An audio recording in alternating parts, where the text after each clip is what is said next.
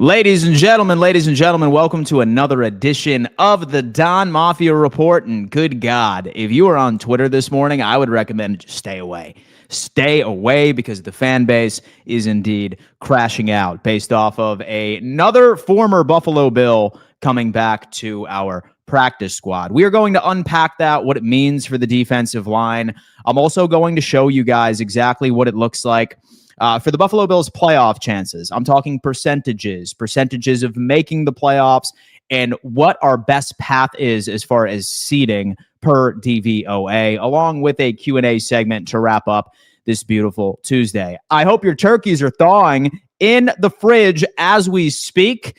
Thanksgiving's right around the corner. I also acknowledge several of you are probably off from work. You are exhausting your PTO. Well deserved, might I say. Regardless, guys, I ask each and every single episode, as you are coming in, please hit that thumbs up sign for me. It's the easiest way to show love over here on the channel. I want to propel this out to the YouTube algorithm so we can welcome more family members into our live chat. This channel is built off of the live chat. I try to make sure everyone's voice is heard at any given moment. So do me a favor, let's all pull our weight, hit that thumbs up sign, and more importantly, let me know where you're tuning in from. Where are you located? What corner of the globe are you tapping in from this morning/afternoon, wherever you are? Love to see it. Folks, as you are coming in, giant shout out to our good friends over on Sleeper, the #1 player prop platform on the market today. They are giving you a free $20 just for signing up, folks. A free $20. All right. You could put that toward your first parlay for Thanksgiving football, for Sunday football. Who knows? And they're also matching your deposit up to $100, 100%. Certainly an awesome promo they have going on over at Sleeper, guys. And do not be shy to send me over your picks over on X, if, for example. Anyway, guys, let's go ahead and get into business. The big news that everybody wants to discuss. Everyone's probably feeling some sort of way about this one. We know this guy. Look at that. Shaq Lawson back on the Buffalo Bills. Let's go ahead and lock in. Let's talk about it. Anyway, where is everybody tuned in from? Do not be shy. Hello, Dan Olean, New York.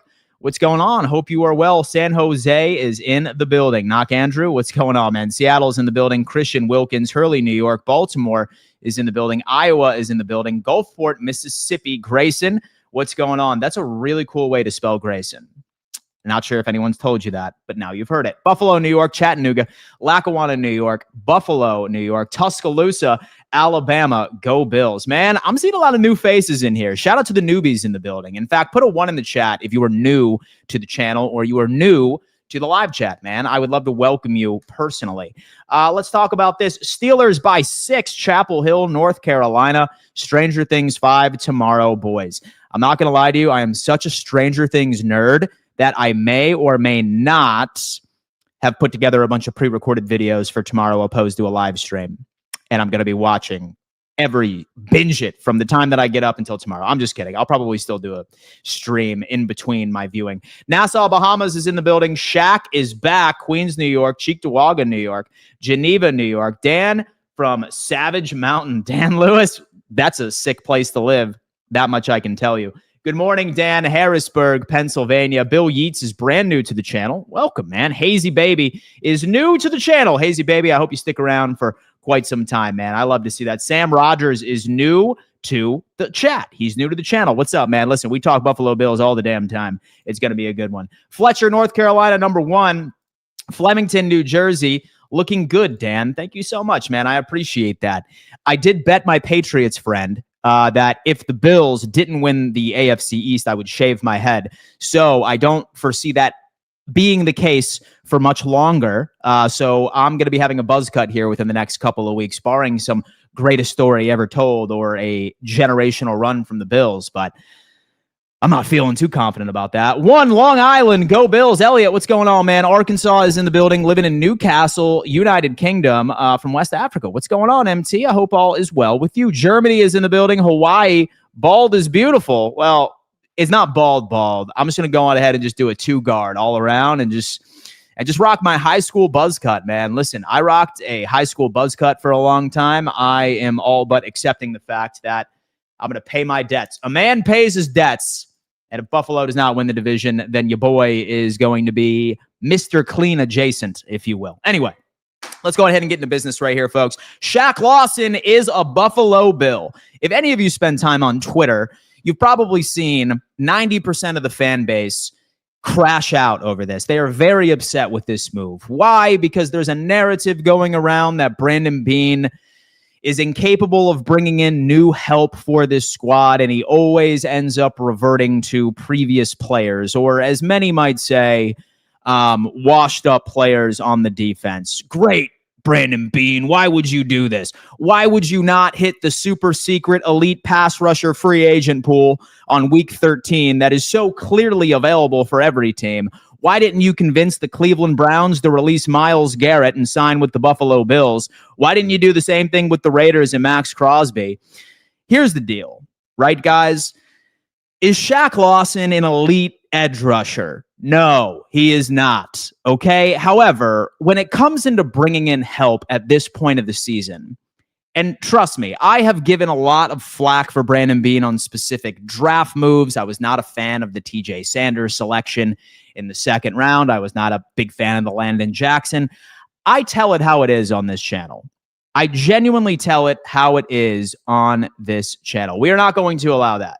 We are not going to allow that on the channel. Do not say that again, or you will be banned. Okay. But the thing is, I tend to empathize with Brandon Beane when it comes into his last minute, you have no other choice, practice squad designations or last minute signings to the roster. Why, you might ask? Familiarity, guys, is very important. Would you rather bring in a 26, 27-year-old that has all but been released? Because I got to tell you guys, if anybody's a free agent right now, they're not very good. Okay? Like there's a reason why they are not rostered currently. Yes, we still have Morgan Fox. I hope that he is brought up. I think that he brings a lot of upside to this team. But remember, he's not familiar with this system. He's not familiar with how this Buffalo Bills team runs their defensive line. There is an adjustment period. Shaq Lawson being brought in, at least the guy is going to have a pretty high ramp-up period. Why, do you ask? Let's go ahead and take a look at where the Buffalo Bills are as far as their depth chart is concerned. This front office, folks, does not have a defensive line that they have envisioned. I don't know what the hell is going on with this app right there. Wow. But this defensive line was nowhere near what they envisioned it to be by NFL Week 13. Guys, we have Landon Jackson on the IR. We have Michael Hoyt on the IR. We have Ed Oliver on the IR. Dwayne Carter on the IR. Sanders spent all 4 games on the IR. So did Maxwell Harrison. You had Terrell Bernard. He's been playing with an injury. This defense is so depleted, it's crazy. It is nuts. And when you look at the status of our defensive line, not only do you have Joey Bosa playing with one hand, if Buffalo is not in their current injury position as we speak, Bosa would probably be an IR candidate. If 2 players were not on the IR, I think Bosa would be, and he would be healing up his wrist going into the playoffs. But we genuinely don't have much of a choice. He's out there playing with one hand, and he is nowhere near as effective. And when Joey Bosa is not out there, you have Javon Solomon in his place, who is nothing but a fringe practice squad type player. And for the past 2 games, we have seen Daquan Jones and TJ Sanders play reps as your edge rusher on the outside. So at the end of the day, this team is running out of options. And like I would like to remind each and every single one of you, right? Is Shaq Lawson going to make our defensive line even close to what it looked like against Kansas City? Or even close to what it looked like when Ed Oliver was healthy for the 2 games he gave us this year? Absolutely not. But when you're in a position like this, and largely it's easy to blame the training staff, right? But at the same time, it's tough. Like sometimes injuries are just a freak accident. Like we've had how many different strength and conditioning and coachings, like staff, like unfortunately, injuries have always been the issue. It's how this team is built, which is something I don't particularly agree with. However, that's what we need to do. Again, I like reminding each and every single one of you that there is not a super secret elite pass rushing free agent pool on week 13 of the NFL each and every single year. It just doesn't exist. And you know, based off of how I have done my content, I do not like excuses. I don't take excuses in real life, and I don't take excuses for my favorite football team or for football in general. And when I get energy like, oh, yeah, well, maybe he should have made a move in free agency in the offseason. Maybe he should have made a trade. Guys, that's gone. That ship has sailed. I don't dwell on things that are no longer controllable. That's how I live my life. I genuinely hope that you don't live your life that way, because that is a very sad and unproductive way of living. I also don't expect it from this Buffalo Bills team. All I could ever expect from them is to control what they can control. And what they can control is by bringing in familiarity with this team. Is Shaq Lawson better than Joey Bosa? He might be with one hand. Is Shaq Lawson better than Javon Solomon? Damn right. Is Shaq Lawson better than TJ Sanders playing as edge rusher? Damn right. Is Shaq Lawson better than Daquan Jones playing as an edge rusher? Damn right. So, if you come across anybody that's wildly upset about this move, please answer how you would have addressed it right now. Don't tell me I would have done something at the trade deadline. I would have done something this previous free agency. Tell me what would have been a better move for you than to bring in familiarity on this roster. We already have Morgan Fox. He could be elevated too. He could be somebody that can fill in.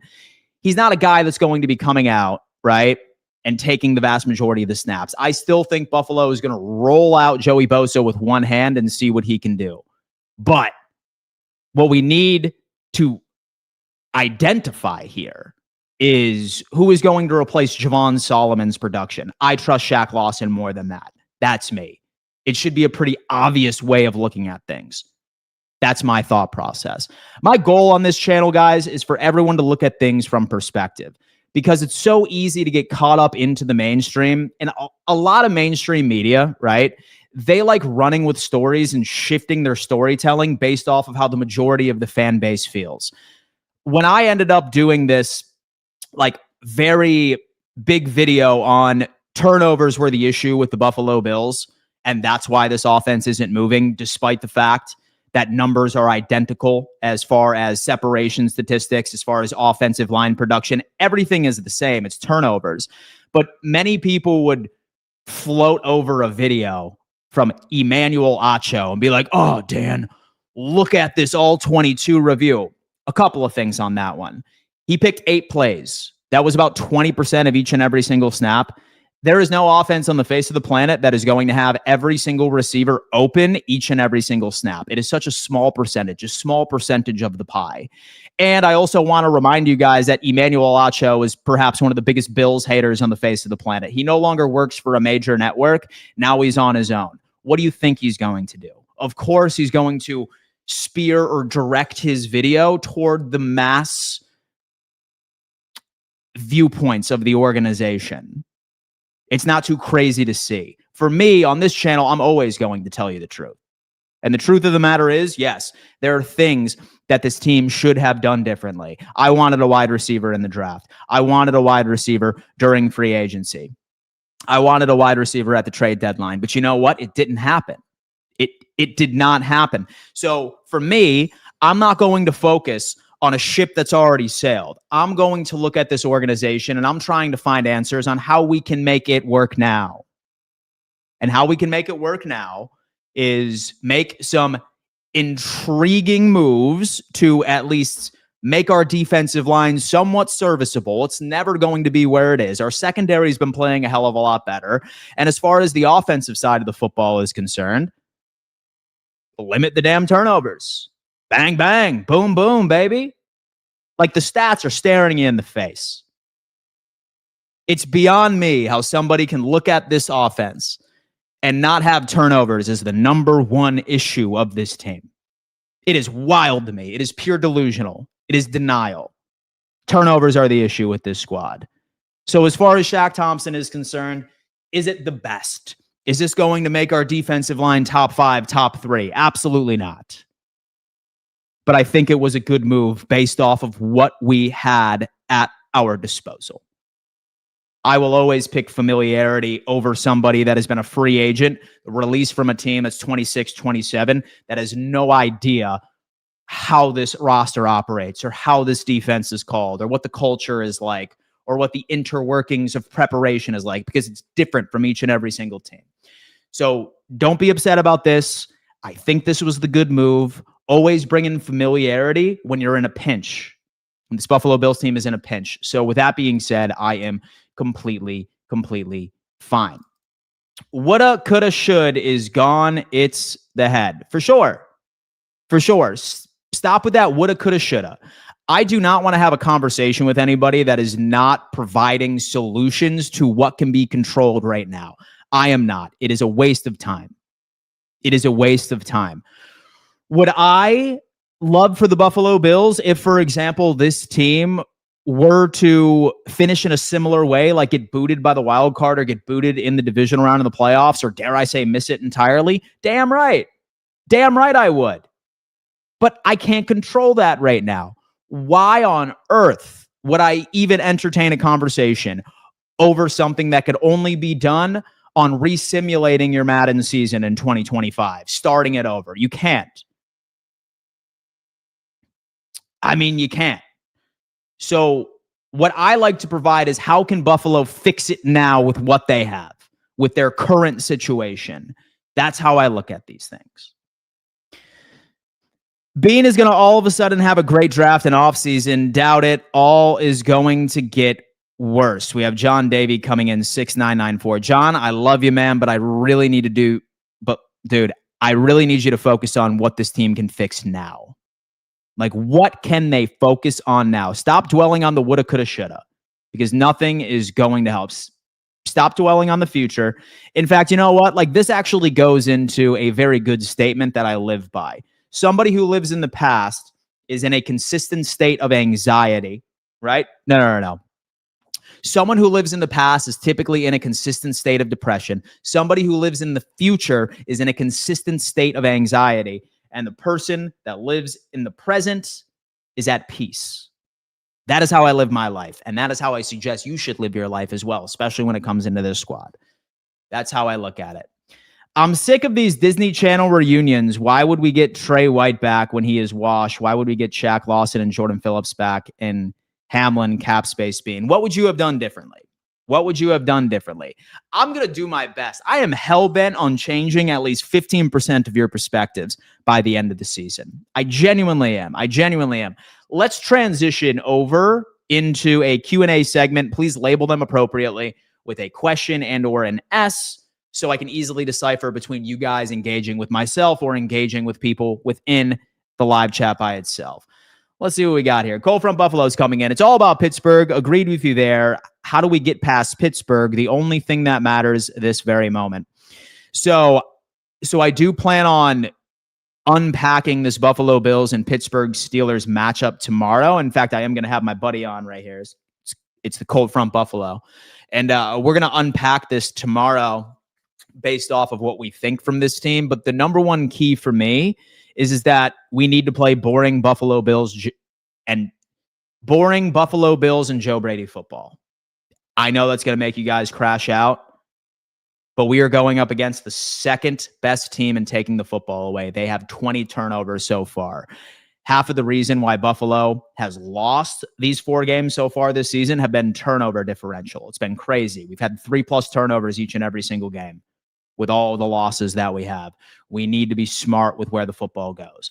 I'm going to be unpacking on how exactly we pass against this team, how we run against this team. I think this is a game where James Cook could eat. However, where I stand right now, have to play boring Buffalo Bills football and just take care of the ball. Like, that is the recipe of beating the Pittsburgh Steelers. There is really not much they can do now with a clueless offensive coordinator and a ton of injuries. This front office is continuously wasting Josh Allen's prime, shaking my head. All right, guys. Again, let's acknowledge what can be fixed now. What is in Buffalo's control? What is in Buffalo's control? Because like, here's like how I look at these things. When people say, let Josh be Josh, but then at the same time, this Buffalo Bills team relies on Josh too much, you are saying the exact same thing, but it's a different result. It's the exact same thing. So you can't get excited when Josh is Josh, and you can't be pissed off when this team requires too much on Josh Allen. If that's the case, you need to be able to look at it from this perspective. I anticipate and I acknowledge and I need my QB, who gets paid $60 million a year, to take care of the football and not have 3+ turnover games. That's not too much to ask if you were to ask me. Like, so when I end up, like, look, when you pay a quarterback $60 million a year, it is not too much to ask to, at the very least, don't turn over the football. Especially don't turn over the football 2+ times. That's not a lot to ask. It is not a lot to ask. And sometimes I feel like we blame everybody but him. And the thing is, like, look, so this is where I stand with this entire situation. I am a Bills fan. I am going to be a Bills fan long after Josh Allen retires. I'm going to be a Bills fan regardless. I look at things from a different perspective. Right now, this roster is not where it needs to be. I acknowledge that. I'm not denying that ever. I am not denying that. But you're damn right I expect the world from the highest paid quarterback, one of the highest paid quarterbacks in the league. You're damn right I do. Because that's all we can control. Like, that is all that we can control. And I guarantee you, if Josh gets back into his taking care of the football ways, we're going to be fine. It's just how it is. It's just how it is, baby. Dan, nothing can be fixed but midseason firings. We're cooked year after year. It's coaching. And with the any poor team building, we need a new regime. The Pats Raiders fired Chip midseason. We are cooked, dude. Then I would recommend not watching. Just don't watch anymore. That's the best. That's the best piece of advice I can give you, is just stop watching. And do you hold the tiebreaker over Kansas City? We do, because we beat them, baby. We beat them. We have newbie drivers coming in. Cut down the turnovers, and Josh needs to throw the ball away. Can we get Keon involved during things he's good at? So with Gabe Davis is just better than Keon Coleman at this point. Like, bad draft pick, right? Like, bad draft pick. It's what it is.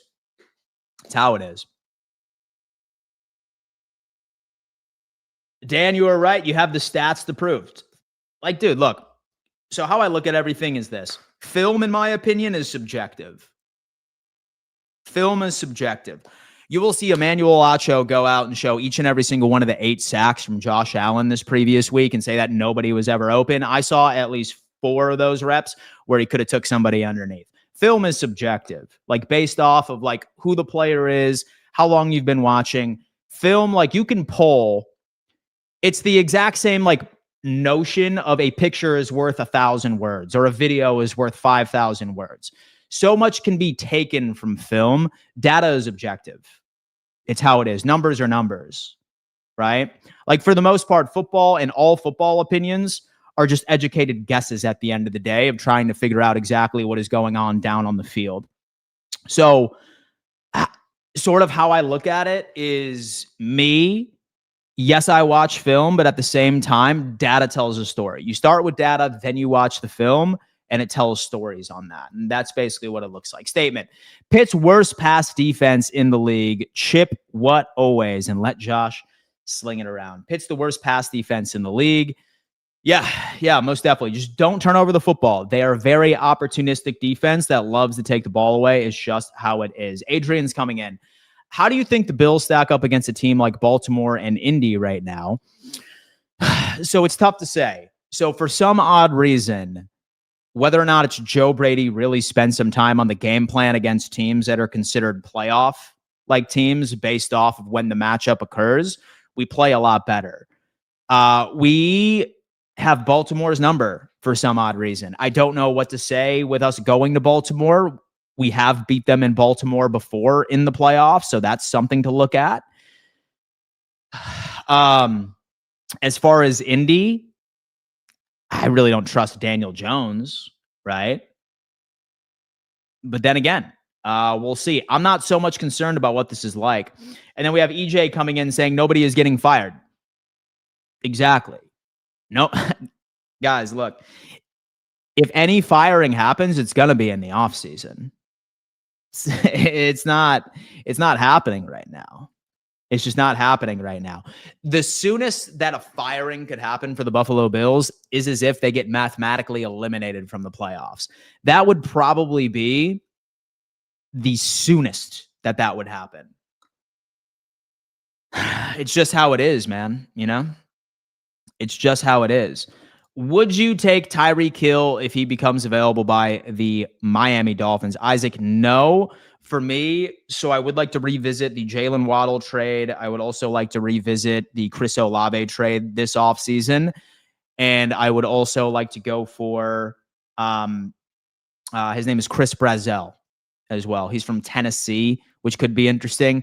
Maybe Malachi Lemon from USC, but he's probably going to be out of our range.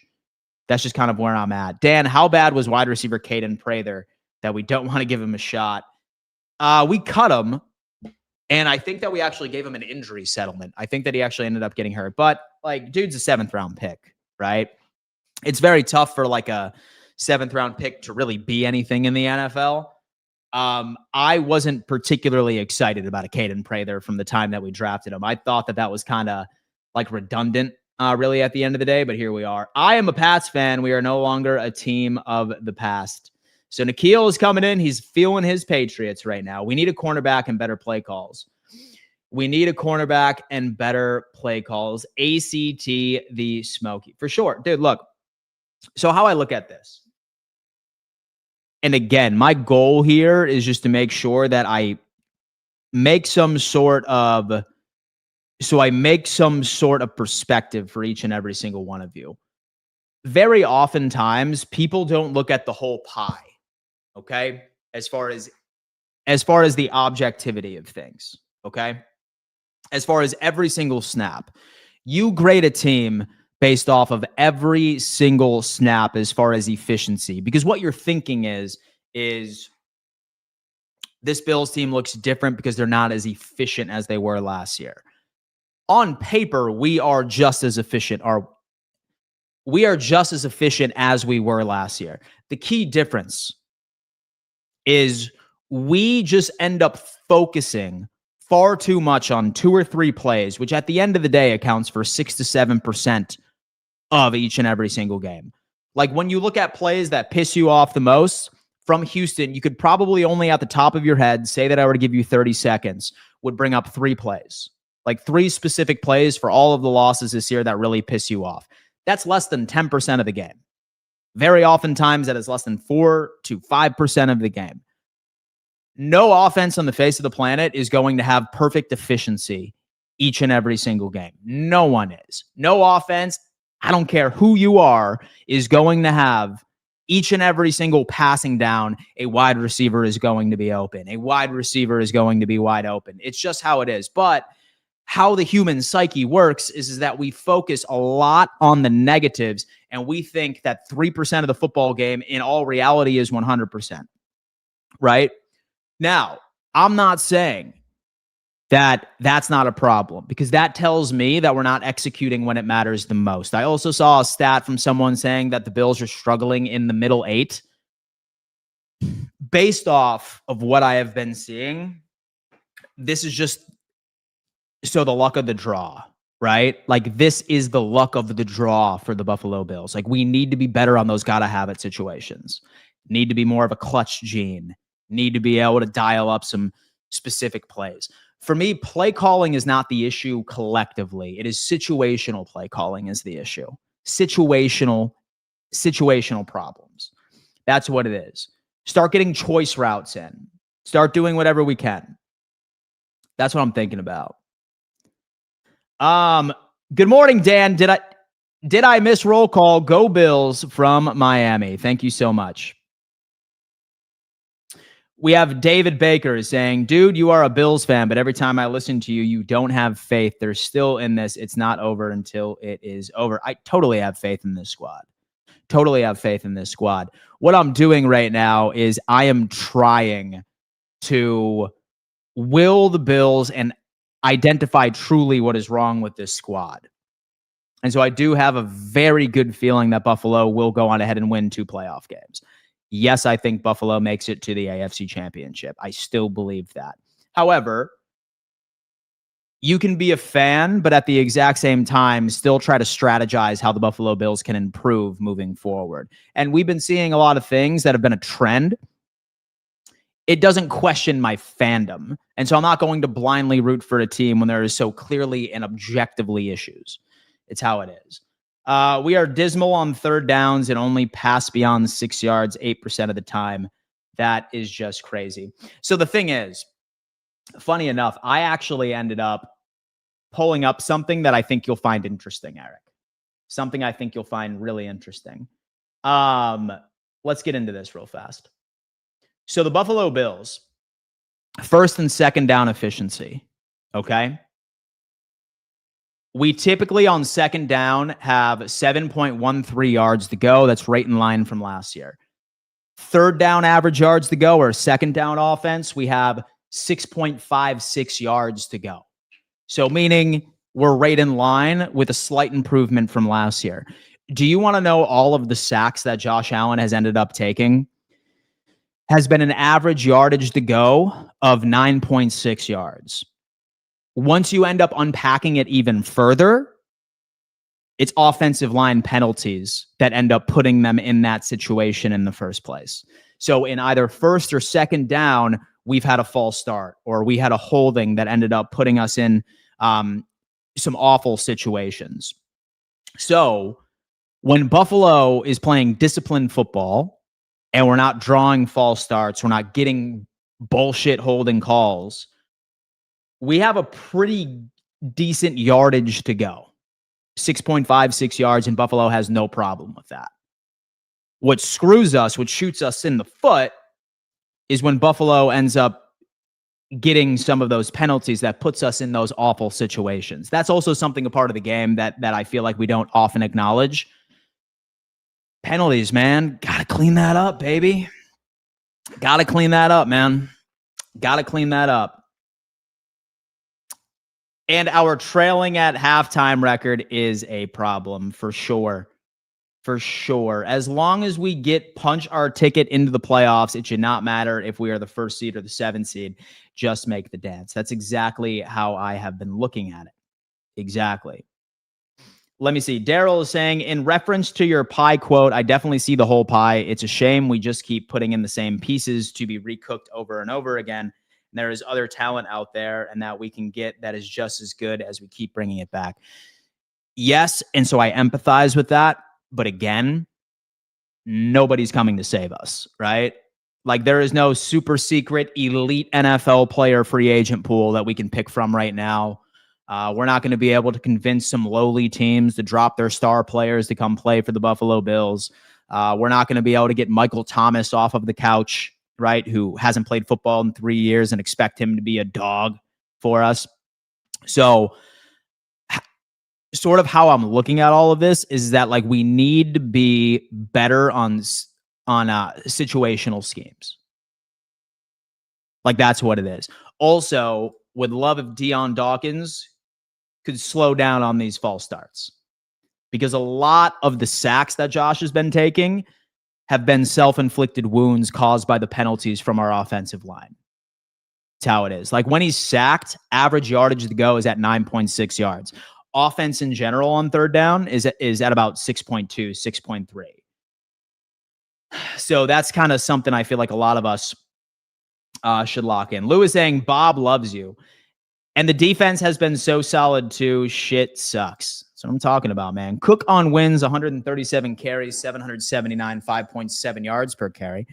On losses, 62 carries, 305 yards, 4.9 yards per carry. And Brady abandons the run game too quickly. No reason why James Cook only has 17 carries against Houston. No reason. For sure. And look, so when you ended up looking at some of the run fits that Houston was putting out on the field, like last Thursday, they were telling us to run the football. Like they were telling us. Very rarely did they like block the box, right? Or stack the box at all. So, yes. So I do believe that Joe Brady does need to sort of hit the drawing board a tad more, right? But then again, like we often hear, like, why isn't he that creative, right? Like, why doesn't he adjust? And look, no one knows anything.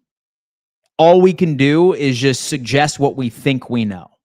And what I think I know is this Buffalo Bills team is very limited as far as personnel. So that hammering down on mesh concepts is probably not on purpose just because he loves the mesh concept. It's largely based off of that is where our personnel is most efficient. And perhaps that their efficiency just completely drops on everything else, right? So we often say, like, Curtis Samuel, like, why isn't that guy? Like, why isn't he our go route guy? Or why isn't Elijah Moore our go route guy?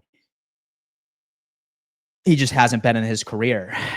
So apparently, it sounds like that this personnel is just not trusted by the coaching staff to run much of anything else. Like, how it stands is we are a yak type wide receiver room, right? Like, yak is what's important to the Buffalo Bills.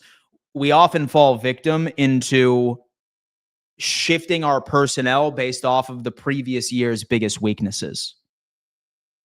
A few years ago, yak was a big problem for the Buffalo Bills. Yak was awful.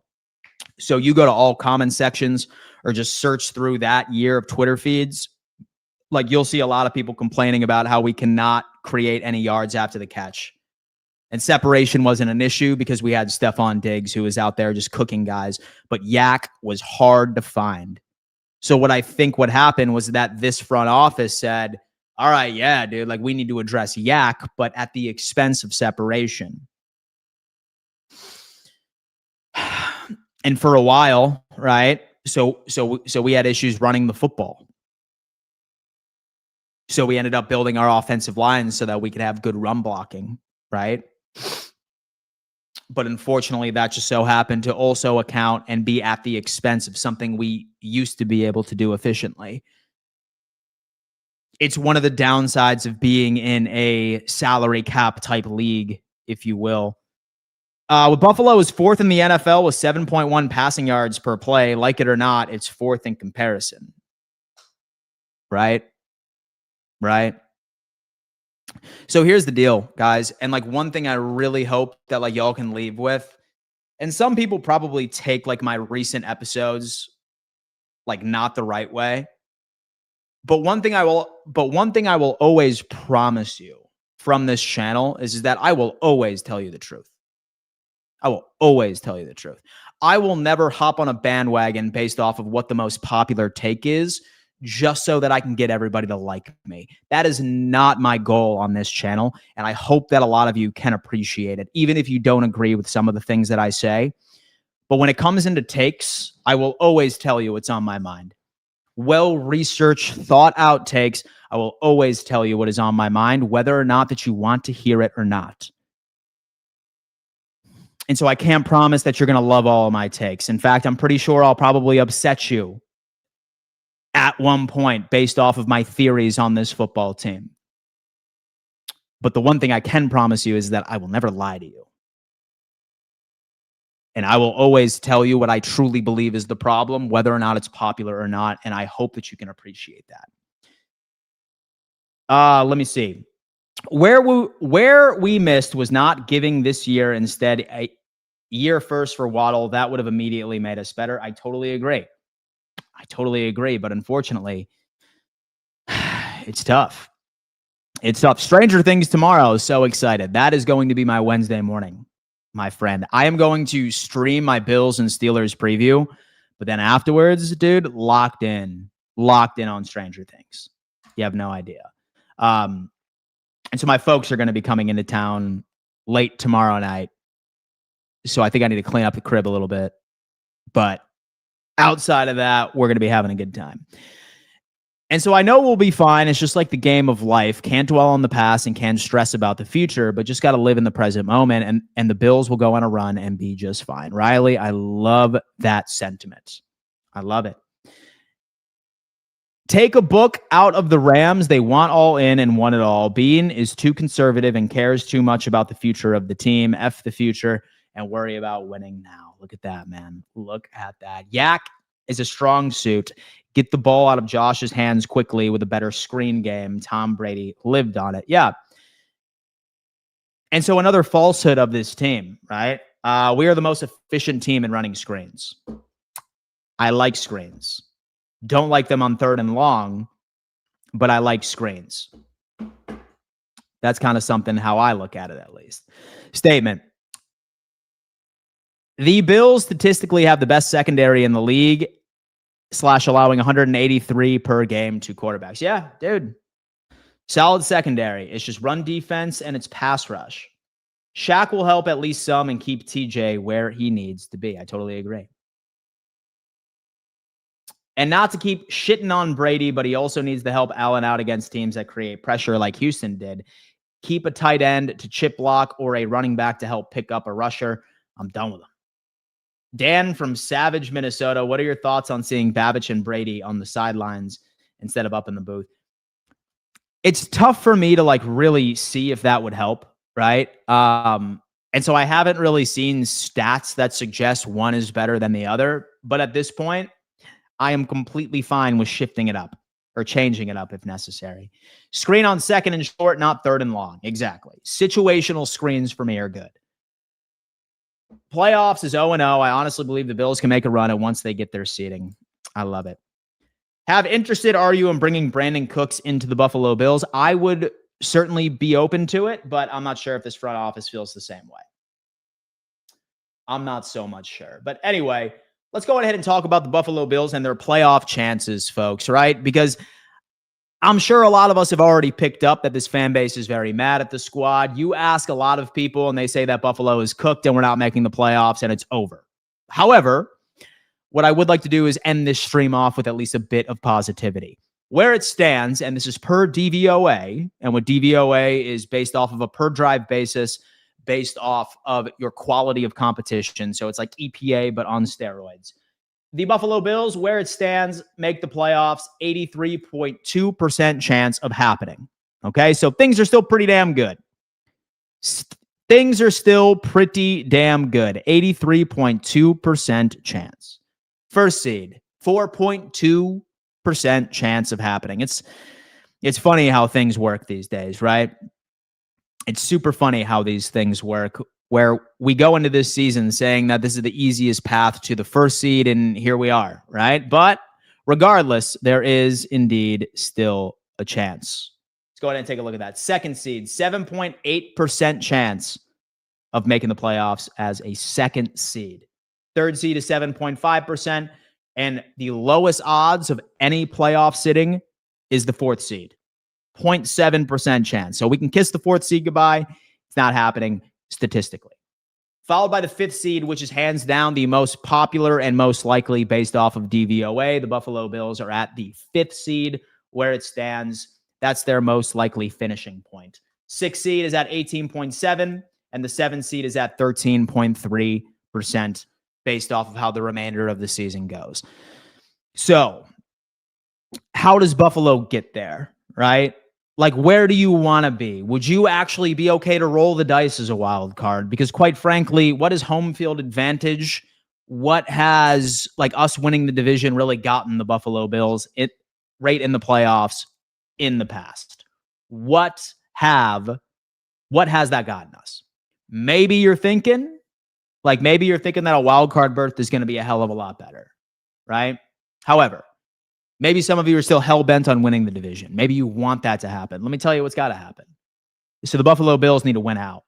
No questions asked. Maybe drop another game against Philadelphia, but we would need to not only take care of business against the Patriots in Foxborough, we would also need them to lose a game to Baltimore. All right? And say that we finish the season with an exact same record, then they would still get that, the division based off of their divisional round. So you would in turn need to hope that the Dolphins and or the Jets could play spoiler, which is a far cry, probably not going to happen. Or you need Buffalo to go on ahead and completely win out and hope that Jackson dart and can go out there and absolutely cook them somehow, some way. So it's unlikely. I've already accepted the fact that we're probably going to be like rocking with the 5th seed at this point. That's kind of where we are. Let me see.